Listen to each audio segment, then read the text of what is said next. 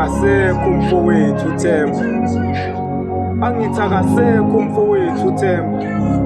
Kubuhlungu-ke ngoba uhambe ngokukhulu ukuzuma angavalelisile.